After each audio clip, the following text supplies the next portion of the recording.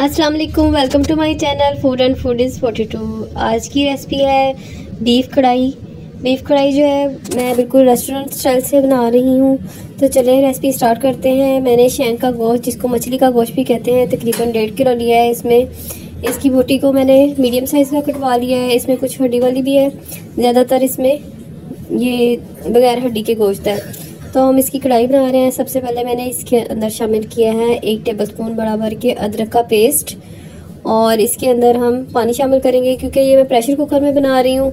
अगर आप इसको प्रेशर कुकर में नहीं बनाना चाहते तो आप सेम तरीके से इसको पतीले में रख सकते हैं। 1 चम्मच मैंने इसमें नमक का डाल दिया है और इसको हम गलने के लिए रखेंगे। ये देखिए, इसमें 2 प्याज डालेंगे। चिकन की कढ़ाई में प्याज नहीं डालते, लेकिन बीफ की कढ़ाई में प्याज लाजमी डालते हैं। थोड़ा सा उससे अच्छी ग्रेवी मसाला बन जाता है। लहसुन मैंने इसमें तकरीबन 10 से 20 जवे लिए हैं। ये भी काट के मैंने इसके अंदर साथ में ही शामिल कर दिया है। लहसुन, अदरक और प्याज इसमें चला गया है, साथ सिर्फ नमक डाला है।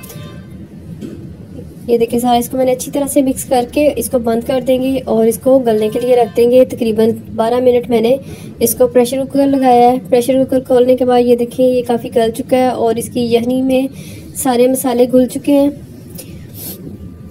क्योंकि बीफ जो है देर से गलता है, इसलिए हम इसको प्रेशर लगाएं या 2 घंटे पकाना पड़ता है।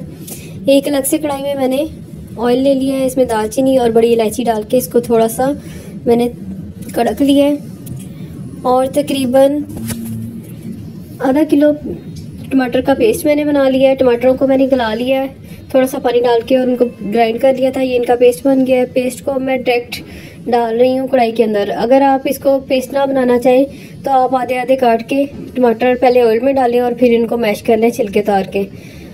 तो मैंने पेस्ट पहले से बना के रखा हुआ है, इसलिए मैं डायरेक्टली मैंने पेस्ट डाल के उसको थोड़ा सा फ्राई कर लिया है ताकि इसका कच्चापन ख़त्म हो जाए और इसमें से अच्छी सी खुशबू आना शुरू हो जाए। ये कढ़ाई बहुत ही मज़ेदार और बिल्कुल रेस्टोरेंट स्टाइल की बनेगी। इसमें काफ़ी ज़्यादा ग्रेवी भी मिलेगी आपको इस तरीके से बनाएंगे तो। अब 1 बड़ा चम्मच ज़ीरे का और 1 से 1.5 चम्मच मैंने बड़ा सूखा हुआ धनिया लिया है और इसको मोटा मोटा सा पीस लिया है। इससे कढ़ाई के अंदर बहुत अच्छा टेस्ट आता है। ये भी मैंने इसके अंदर शामिल कर दिया है और इसको फ्राई कर लिया है। इससे इसकी खुशबू और टेस्ट बहुत फ्लेवर बढ़ जाएगा। 1 कप इसमें दही डाल के भूनना है। ये देखें, क्योंकि गोश्त मैंने प्रेशर में गला लिया है, वो गल चुका है, तो इसलिए मैं मसाले को अलग से भून रही हूँ। काली मिर्च 1 चम्मच शामिल की है और गोश्त की जो एक्स्ट्रा यखनी थी जिसमें सारा प्याज वगैरह था वो शामिल करके इसको मैंने भून लिया है। मेरा मछली का गोश्त है और वो जल्दी गल जाता है और घुल जाता है, इसलिए मैंने इसको अभी नहीं डाला। अगर आप हड्डी वाला गोश्त इस्तेमाल कर रहे हैं तो आप साथ ही इसको डाल के भून भी सकते हैं। ये यखनी की वजह से इसमें टेस्ट बहुत ज़बरदस्त आएगा और आपकी जो कढ़ाई है वो भी जल्दी तैयार हो जाएगी। अगर आप पतीले में बनाते हैं तो तकरीबन आपको 1 से 1.5 घंटा लगेगा, लेकिन मैंने प्रेशर कुकर में बनाया है तो ये तकरीबन मेरी 20-25 मिनट में रेडी हो गई है। ये देखिए, मैंने प्रेशर कुकर लगाने के बाद साथ साथ मसाला भून लिया था और इसको अच्छी तरह से अब मैंने ढक के रख दिया है ताकि मसाला और गोश्त के साथ जज्ब हो जाए। ये देखिए, इसने सारा अपना घी छोड़ दिया है। अगर आप मेरे चैनल पे नए हैं तो प्लीज़ चैनल को सब्सक्राइब भी कर लें और बेल आइकन प्रेस कर लें। इसमें मैंने सुर्ख मिर्च का पाउडर और हल्दी पाउडर नहीं शामिल किया था, इसलिए मैं इसमें सिर्फ चिली फ्लेक्स ऐड कर रही हूँ ताकि इसमें स्पाइसीनेस आ जाए। और लीमू निचोड़े हैं 2, इससे इसका फ्लेवर बहुत ज़्यादा और बढ़ जाएगा। बाकी इसमें जो कटा मसाला है, हरा मसाला, उससे इसका टेस्ट डेवलप होता है। इसमें हरा धनिया, पुदीना, अदरक, लीमू और हरी मिर्चें, ये सारा कुछ डाल के मैं इसको 1 से 2 मिनट के लिए दम दूँगी।